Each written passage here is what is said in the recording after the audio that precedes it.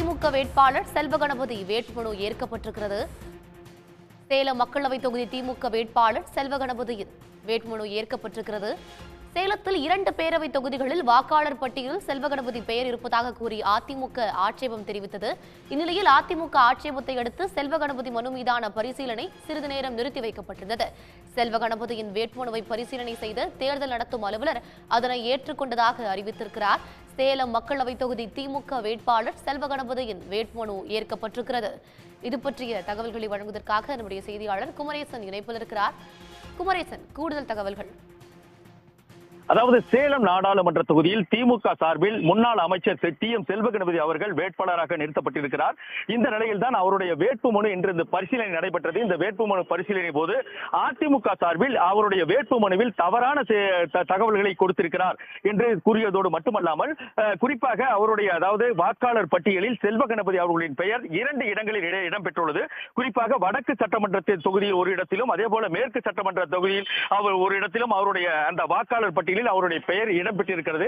ஒரு வாக்காளரின் பெயர் 2 இடத்தில் இடம்பெற்றிருப்பது மக்கள் பிரதிநிதித்துவ சட்டப்படி தவறானது. எனவே அவருடைய வேட்புமனுவை நீக்கம் செய்ய வேண்டும் என அதிமுக சார்பில் ஒரு புகார் வழங்கப்பட்டிருந்தது. அது மட்டுமில்லாமல் தேர்தல் ஆணையத்திற்கும் மெயில் மூலமாக அவர்கள் புகார் அனுப்பியிருந்தார்கள். இந்த நிலையில் தான் இன்று வேட்புமனு பரிசீலனை தொடங்கிய போது இது தொடர்பாக அதிமுக தரப்பில் எழுத்துப்பூர்வமாக ஒரு கடிதம் வழங்கப்பட்டது. அதனைத் தொடர்ந்து உடனடியாக தேர்தல் நடத்தும் அலுவலர் மாவட்ட ஆட்சியர் பிருந்தா மற்றும் அதே போல பொது தேர்தல் பார்வையாளர் பட்டேல் ஆகியோர் இந்த மனுவை பிறகு விசாரிக்கலாம் என்று கூறியதோடு மட்டுமல்லாமல் இது தொடர்பாக விளக்கம் அளிக்க அதிமுக அதாவது திமுக சார்பில் வழக்கறிஞர்களுக்கு அவர்கள் அறிவுரை வழங்கினார்கள்.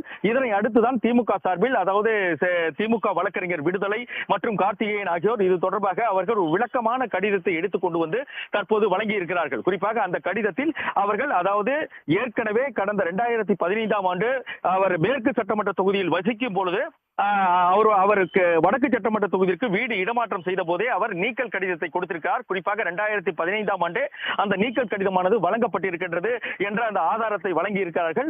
இதனைத் தொடர்ந்து அந்த வேட்புமனு ஏற்றுக்கொள்ளப்பட்டிருக்கிறது. தற்போது செல்வகணபதி அவர்கள் மீதான வைக்கப்பட்ட அந்த குற்றச்சாட்டு நிரூபணமாகாததால் ஆதாரத்தோடு அவர் அதற்கான கடிதத்தை வழங்கியதன் காரணமாக தற்போது செல்வகணபதி அவர்களின் வேட்புமனு என்பது தற்போது ஏற்றுக்கொள்ளப்பட்டிருக்கிறது. அது மட்டுமில்லாமல் அவர் மீது ஏற்கனவே உள்ள அந்த வழக்கு தொடர்பான ஆவணங்களையும் அவர் வைக்கவில்லை என்ற ஒரு குற்றச்சாட்டையும் வைத்திருந்தார்கள். அது தொடர்பாகவும் வழக்கறிஞர் விடுதலை அவர்கள் ஒரு தெளிவான விளக்கத்தை தேர்தல் அலுவலர்களுக்கு தெரிவித்தார். இந்த நிலையில் தான் தற்போது செல்வகணபதி அவர்களின் வேட்புமனு என்பது ஏற்றுக்கொள்ளப்பட்டிருக்கிறது.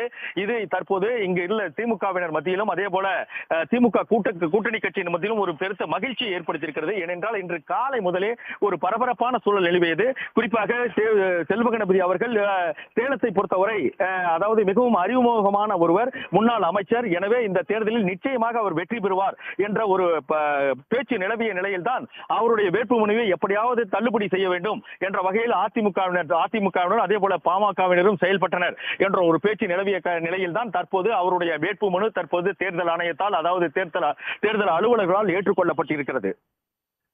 விரிவான விவரங்களுக்கு நன்றி குமரேசன். உடனுக்குடன் செய்திகளை தெரிந்து கொள்ள சன் நியூஸ் பெல் ஐகானை கிளிக் பண்ணுங்க.